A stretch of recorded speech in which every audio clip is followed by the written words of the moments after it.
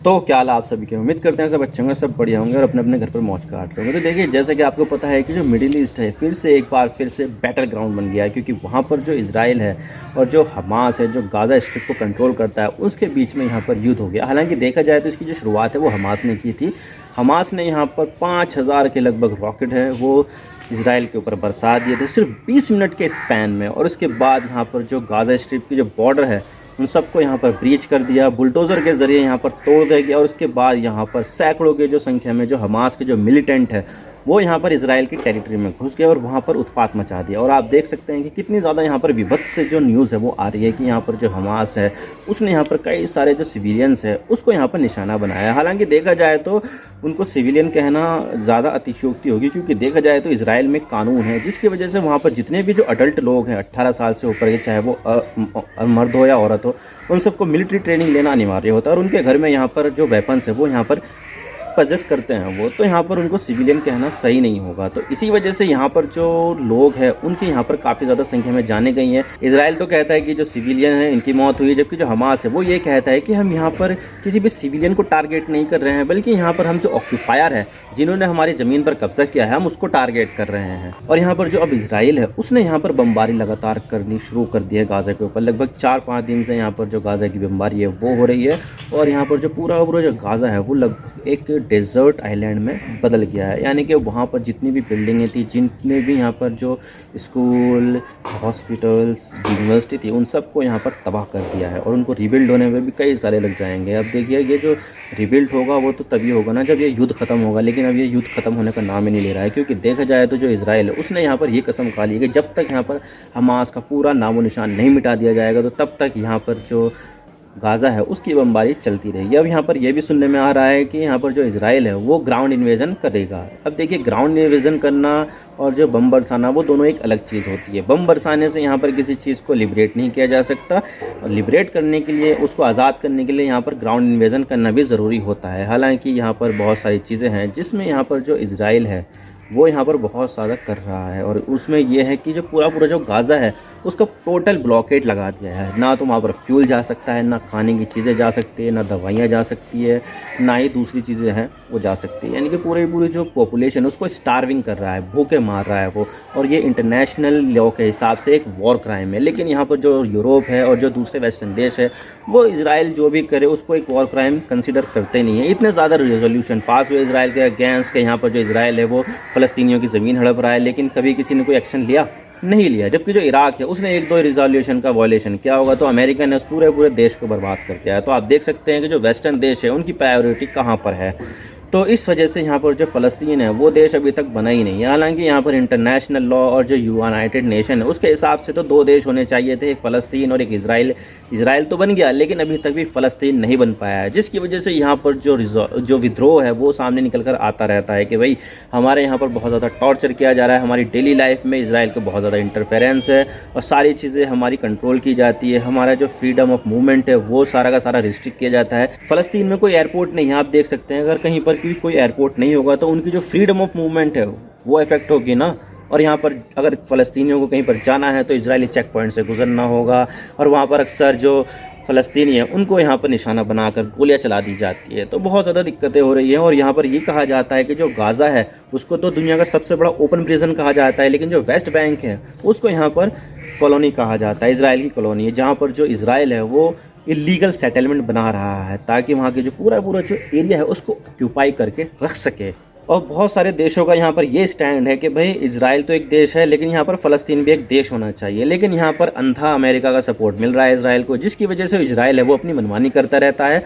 और जो फ़लस्तीन का जो एक स्टेट है उसका जो सपना है वो कभी पूरा होता ही नहीं है। और 2014 से तो जो पीस टॉक है उस पर भी विराम लगा हुआ है। 9 साल से कोई पीस टॉक के ऊपर बात ही नहीं हो पाई है, क्योंकि देखा जाए तो जो इसराइल में वो एक दक्षिणपंथी सरकार है जो चाहती है कि ज़्यादा से ज़्यादा उसका जो एरिया है वो एक्सपैंड कर जाए, ना सिर्फ फ़लस्तीन में बल्कि दूसरे इलाकों में भी एक्सपैंड कर जाए, जैसे कि लेबनान और सीरिया में। सीरिया का तो गोलन हाइट ले लिया है और लेबनान की भी बहुत सारे जो टेरिटरी है उस पर यहाँ पर इसराइल ने कब्ज़ा कर लिया है। लेकिन सबसे बड़ी बात यहाँ पर ये आती है कि जो हमास है उसने जो शुरुआत की थी 5,000 रॉकेट सिर्फ 20 मिनट में दागने से की थी, उसके बाद यहाँ पर ग्राउंड इन्वेजन किया था। लेकिन सबसे बड़ी सवाल ये है कि दुनिया का सबसे बेहतरीन, सबसे एडवांस जो एयर डिफेंस सिस्टम है वो आयरन डोम को माना जाता है, जो इजराइल के पास है। अमेरिका की मदद से उसने बनाया था और यहाँ पर कोई सी भी जो मिसाइल आती थी उसको वो रोकने में सक्षम था। लेकिन यहाँ पर ये फेल कैसे हो गया हमास के इस अटैक से? तो सबसे बड़ा सवाल तो ये है। तो आज इसके बारे में हम पूरी डिटेल के साथ बात करते हैं कि ये जो आयरन डोम सिस्टम है वो क्या है और ये किस तरह से काम करता है, कैसे ये फेल हो गया। तो चलो शुरू करते हैं। तो देखिए, जो आयरन डोम सिस्टम है वो एक एयर डिफेंस सिस्टम है जो शॉर्ट रेंज की जो मिसाइल है, जो भी आर्टिलरी शेल्स हैं, उससे अपने जो एरिया है उसको प्रोटेक्ट करने में काम आता है। जैसे कि अगर यहाँ पर किसी ने कोई रॉकेट दाग दिया और वो उसकी जो रडार है उसमें आ गया तो वो उसको हवा में ही ख़त्म कर देता है अपनी मिसाइल मारने के ज़रिए, और ये बहुत ज़्यादा एक्यूरेट बताया जाता है। इसकी जो एक्यूरेसी है वो लगभग 90% बताई जाती है, यानी कि अगर यहाँ पर अगर एक साथ 100 रॉकेट छोड़े जाएँ तो 90 को ये हवा में ही ख़त्म कर देगा, जबकि जो 10 है वो ही यहाँ पर बच जाएंगे। तो इसकी जो एक्यूरेसी है वो काफ़ी ज़्यादा खतरनाक है और ये दुनिया के सबसे बेस्ट एयर डिफेंस सिस्टम में से एक मानी जाती है। और ये प्रूवन भी है, क्योंकि देखा जाए तो जितने भी दूसरे मॉडर्न एयर डिफेंस सिस्टम है उसकी भी इतनी एक्यूरेसी नहीं होती है जितनी इसकी है। और ये जो आयरन डोम एयर डिफेंस सिस्टम है उसका जो डेवलपमेंट है वो 2006 के बाद से शुरू हुआ था, क्योंकि यहाँ पर देखा जाए तो 2006 में इसराइल की लेबनान के साथ एक मुठभेड़ हो गई थी, जंग हो गई थी। लेबनान के साथ तो नहीं, हिजबुल्लाह के साथ हुई थी। तो यहाँ पर इसराइल और हिजबुल्लाह के बीच में जंग हो गई थी, जिसकी वजह से यहाँ पर जो हिजबुल्लाह है उसने यहाँ पर अपने सैकड़ों हज़ारों की संख्या में जो रॉकेट है वो इजराइल के ऊपर दाग दिए, जिससे क्या हुआ, बहुत सारे इजरायलियों की यहाँ पर मौत हो गई थी। तो इसी चीज़ को देखते हुए यहाँ पर जो इजराइल है उसने ये सोचा कि क्यों ना हम यहाँ पर इतने सारे रॉकेटों से अपनी टेरिटरी को प्रोटेक्ट करने के लिए एक एयर डिफेंस सिस्टम बनाए जो काफ़ी ज़्यादा एक्यूरेट भी हो और अब बहुत ही बढ़िया एफिशिएंट तरीके से काम करने लगे। तो यहाँ पर इसका जो डेवलपमेंट है वो शुरू किया गया और इसमें सबसे ज़्यादा जो मदद की है वो अमेरिका ने की है, क्योंकि देखा जाए तो अमेरिका के पास टेक्नोलॉजी है, पेटेंट है, सब कुछ है। और यहाँ पर जो अमेरिका है वो यहाँ पर इजराइल के हमेशा पीछे रहता है। हमेशा जो इजराइल की जो सपोर्ट है वो अमेरिका करता है, चाहे वो सही करे या गलत करे। यहाँ पर हमेशा अमेरिका इजराइल के पीछे खड़ा रहता है और इस चीज़ में भी यहाँ पर जो अमेरिका है वो इजराइल के साथ आ गया। चलो ठीक है, हम दोनों मिलकर यहाँ पर जो आयरन डोम एयर डिफेंस सिस्टम है वो मिलकर बनाते हैं। तो यहाँ पर इन्होंने काफ़ी ज़्यादा मुश्किलें की। लगभग 5 साल में 2011 में ये तैयार हो गया और इजराइल की जगह जगह पर ये डिप्लॉय कर दिया गया। हालांकि देखा जाए तो इसकी जो इंटरसेप्टर है, यानी कि इसके अंदर जो मिसाइल भरी जाती है वो अभी भी अमेरिका से आती है और यहाँ पर लगातार इसको वापस से अमेरिका फिल करता रहता है और वो भी फ्री में। और इसके लिए यहाँ पर जो अमेरिका है वो 3.8 बिलियन यूएस डॉलर हर साल देता है, जिसमें जो 2 बिलियन यूएस डॉलर है वो इस आयरन डोम एयर डिफेंस सिस्टम में ही जाते हैं और उसके मेंटेनेंस में, उसकी जो इंटरसेप्टर की जो मिसाइल है उसमें ही जाते हैं। तो यहाँ पर आप देख सकते हैं कि कितना ज़्यादा यहाँ पर क्लोज कोऑपरेशन है दोनों देशों के बीच में। तो मैं इसके बारे में बता देता हूँ कि ये किस तरह से काम कर देता है। तो देखिए, इसमें 3 यूनिट होती है आयरन डोम सिस्टम में। एक होती है रडार यूनिट और एक होती है मोबाइल ऑपरेटिंग यूनिट और तीसरी होती है मिसाइल यूनिट। तो यहाँ पर ये जो काम करती है वो इस तरह से करती है। अगर मान लीजिए कि कोई जो रॉकेट है वो गाज़ा की तरफ से आए या किसी भी कहीं से भी कोई सी भी टेरिटरी से आए, वहाँ पर जो रडार का काम सबसे पहला होता है कि रडार यहाँ पर सारी चीज़ें डिटेक्ट कर लेती है कि ये जो रॉकेट है वो कहाँ से आ रहा है और इसकी जो ट्रैजेक्टरी है, यानी कि किस रास्ते से वो जाएगा वो क्या होगी, और इसकी जो दूरी है वो कितनी होगी, और इसका जो लैंड मास है यानी कि कितनी चौड़ाई है, कितनी लंबाई है, वो कितनी होगी। ये सारी चीज़ें कैलकुलेट कर लेता है उसका रडार और फिर ये सारी की सारी जो इन्फॉर्मेशन है वो मोबाइल यूनिट में भेजी जाती है, जिसको कंट्रोल यूनिट भी बोल देते हैं। तो कंट्रोल यूनिट में जाती है और सारी की सारी जो चीज़ें हैं वो एसेस करने के बाद, यानी कि हमें यहाँ पर कितनी दूरी पे यहाँ पर मिसाइल छोड़नी होगी, किस टाइम पे मिसाइल छोड़नी होगी, इसको यहाँ पर कहाँ पर ख़त्म करना होगा, ये सारी की सारी जो इन्फो है वो यहाँ पर एसेस करते हैं। और फिर यहाँ पर जो मिसाइल सिस्टम है, जो इंटरसेप्टर है, उससे यहाँ पर एक मिसाइल छोड़ दी जाती है और वो सीधा यहाँ पर जो रॉकेट है उस पर लग जाती है और वो जो रॉकेट है वो हवा में ही ख़त्म हो जाता है। तो इस तरह से यहाँ पर जो एयर डिफेंस सिस्टम है आयरन डोम वो काम करता है।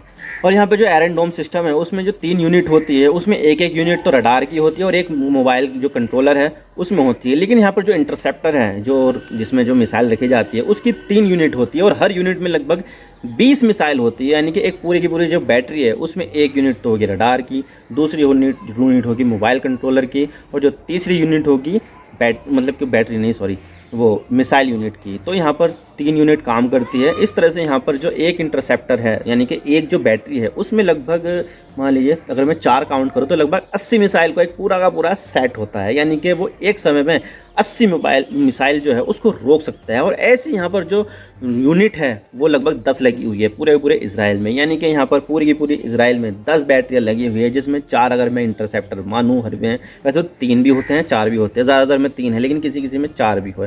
तो यहाँ पर अगर मैं 4 ही इंटरसेप्टर मानो तो एक इंटरसेप्टर में हो जाते हैं 20 मिसाइल, तो 4 हो गए, लगभग 80 मिसाइल हो गई है। और जो पूरे पूरे 10 बैटरी लगी हुई है तो लगभग 800 मिसाइल एक समय में ये काम कर सकती है कि यहाँ पर अगर एक साथ एक देश पर 800 के लगभग ऑब्जेक्ट आ जाए तो यहाँ पर ये जो आयरन डोम सिस्टम है उन सब 800 को यहाँ पर ख़त्म कर देगी। और अगर हम इसकी कॉस्ट के बारे में बात करें तो कॉस्ट भी यहाँ पर काफ़ी ज़्यादा इंपॉर्टेंट हो जाती है, क्योंकि अगर हम एक यूनिट के बारे में बात करें, एक बैटरी के बारे में बात करें तो 50 मिलियन US डॉलर की एक बैटरी होती है।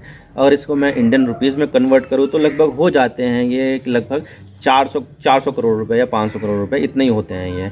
और इसकी जो एक मिसाइल है उसकी जो कॉस्ट है लगभग 80,000 US डॉलर होती है, लगभग 60 लाख रुपए की एक मिसाइल होती है। और एक रॉकेट को छोड़ने के लिए यहाँ पर 2 मिसाइल का इस्तेमाल किया जाता है, यानी कि लगभग 1,60,000 जो US डॉलर है वो एक रॉकेट को मतलब कि ख़त्म करने में यहाँ पर बर्बाद कर दिए जाते हैं। और इसकी जो टोटल इंडियन रुपीज़ में कॉस्ट होगी वो लगभग होगी 1.5 करोड़ के आसपास, यहाँ पर 1.25 करोड़ मान लीजिए। तो 1.25 करोड़ में यहाँ पर एक रॉकेट की जो है ख़त्म कर दिया जाएगा, जिसकी कीमत यहाँ पर $1,000 की होती है।